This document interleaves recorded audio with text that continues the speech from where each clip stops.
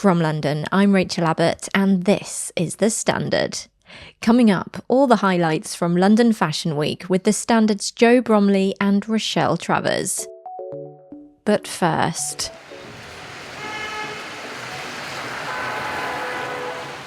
the sound of London's Oxford Street, the UK's most famous shopping district. But is it about to become pedestrianised? City Hall announced today, Tuesday the 17th of September, that the city's mayor, Sadiq Khan, has secured support to declare Oxford Street a mayoral development area, essentially allowing Khan to seize control of the street from the council. Sadiq hopes a traffic-free pedestrianised avenue will be able to compete with Times Square in New York, the Champs-Élysées in Paris, and Las Ramblas in Barcelona. But what do Londoners make of the plans? I think it's actually a really good idea for local businesses around Oxford Street. I mean, especially at Christmas time, like footfall's going to increase. I mean, I do feel sorry for local taxi drivers, and I think traffic around, Regent Street, etc., is going to increase. But for local businesses on here, I think it's a great idea. No, I think it would be a great idea. As I say, it popped up on my phone this morning on a news feed, and looking at it, I thought, do you know what? That would be super. But tell me, what about the traffic? How do you reroute the traffic? However, despite government backing, the announcement appears to have caused a row with Westminster Council. For all the details, I'm now joined by our City Hall editor and transport editor, Ross Lydall. Ross, can you kick off by walking us through what exactly the proposed plans are? Well, to be honest, we don't actually know much detail about the plans. What we do know is that Sadiq Khan, the Mayor of London, wants essentially to bring back to life an idea he had back in 2017-2018. And in simple terms, this would pedestrianise Oxford Street by removing the buses, taxis and the odd delivery van. At present, you can't really drive a car from one end of Oxford Street to the other. There's only bits of Oxford Street where cars are allowed, so it's not exactly making it car-free. But by and large, what this would involve in the first stage, at least, is pedestrianising the section between Oxford Circus down west to Selfridges, so to the western edge of Selfridges, sort of pretty much between Oxford Circus and the Marble Arch Marks and Spencers. So going deeper on the why does Sadiq Khan want to pedestrianise Oxford Street? Well, if you look back to 2017, when the mayor then came up with a plan in conjunction with Westminster City Council, which is essentially the sort of custodian of the street, the idea was to try and bring Oxford Street back to life in a trading sense. At the time, both of the big Westfield shopping centres had opened either in sort of Shepherd's Bush stroke White City and over at Stratford on the edge of the Olympic Park. And there was a general trend or move away from old-fashioned high street shopping. Oxford Street had become a bit run down. And then what happened, obviously, the few years after that was the pandemic, which completely led to a collapse in a sort of traditional shopping, and Oxford Street was particularly badly hit, and about 1 in 5 units ended up vacant by the sort of end of the pandemic. But the mayor's initial idea was mainly to boost trade and to make Oxford Street more of a destination. You know, it's got this reputation as the sort of nation's busiest or best high street, and I'm not sure whether it actually deserves that any longer. And the side issue at the time was also to make it safer from terrorist attacks. There had been terrorist attacks on Westminster Bridge and at London Bridge and Borough Market, in part using what are called sort of hostile vehicle attacks. And the idea was also to try and design out areas where there were many people and to prevent cars or vehicles being used as a way to attack people. That's become sort of less of a concern these days, although terrorism obviously has never gone away. But primarily from the start, the idea was essentially to give Oxford Street a facelift and get people out shopping again. So like you say, this isn't the first attempt to convert the famous shopping street. You know, I've been covering City Hall for more than 20 years now, and I remember back in the 2004 mayoral election when Ken Livingstone, who was then actually running as an independent and came back into the Labour Party, he was up against Steve Norris from the Tories and Simon Hughes, who was the Liberal Democrat candidate.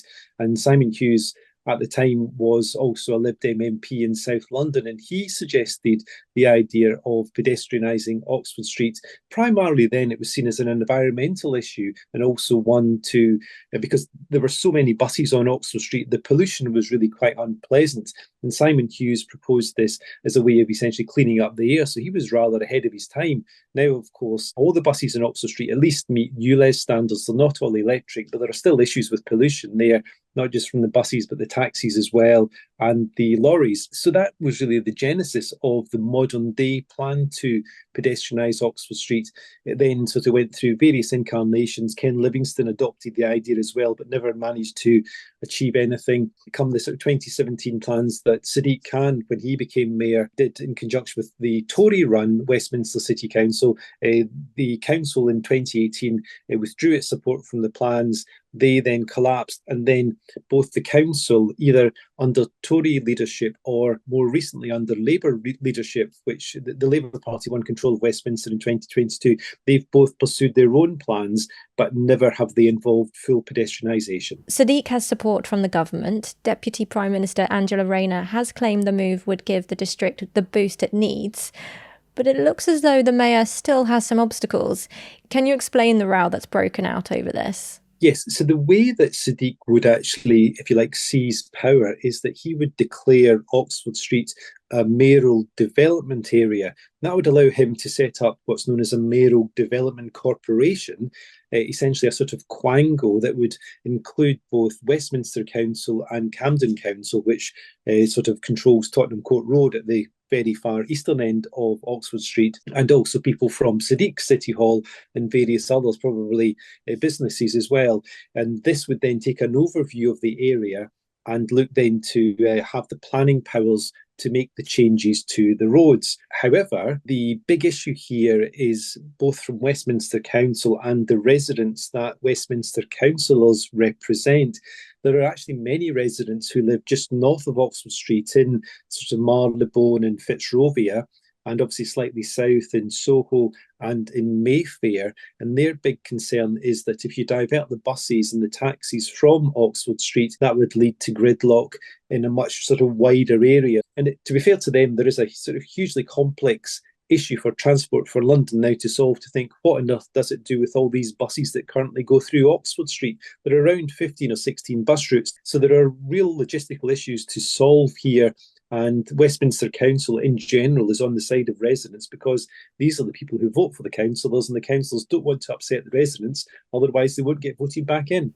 So what is the scale of opposition to this plan? So only hours after this plan emerged, Nicky Aiken, who used to be the Tory MP for the cities of London and Westminster, said that this was a sort of denial of local democracy. She said that Sadiq Khan and Angela Rayner were trying to railroad through a scheme without local support. And she tweeted saying that she hopes Westminster Council will stand up to what she called as bullying and seek a judicial review, which means taking the whole plan to the High Court to allow the judges to decide. Separately, we also know that the council leadership was said to be apoplectic with rage because they weren't given much of a heads up by the mayor or by the government. They only found out last Thursday.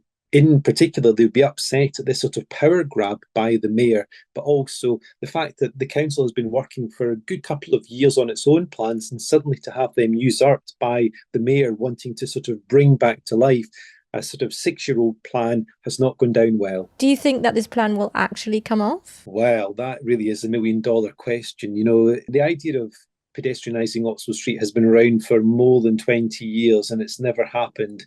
In principle, it sounds a fantastic idea. I remember the days, I think under the end of Ken Livingstone's term, possibly the start of Boris Johnson, where there used to be car-free Sundays and Regent Street would be closed between Piccadilly Circus and Oxford Circus, and it completely transformed the feel of the area. You could walk right across the street, you could mingle. It became a real destination and so much more pleasant than trying to dodge buses and taxis and beware of all the traffic. If they could do this, I think it would really transform the feel of Oxford Street and people would want to go there. I think they will really struggle to get this through. Other priorities always come in, it's politics. So I would doubt this will ever happen. But I think what they should do, though, is try and do this at first on Sundays, just trial it, even between Oxford Circus and Selfridges. You don't have to dig up the roads, just get some plastic cones out, block off the street, give Londoners the feel of what Oxford Street could look like, build excitement about it, give it a try, see if it works. If it doesn't, then think again. Will it happen? Probably not. But should it happen? Yes. Could it happen? Maybe. Let's go to a quick break. Coming up, The Standard's Rochelle Travers speaks to our junior fashion editor, Joe Bromley, about all the standout moments from London Fashion Week. The show was being held and there was an empty seat next to Anna Wintour. Nobody knew who was going to come. And then Harry Styles came out.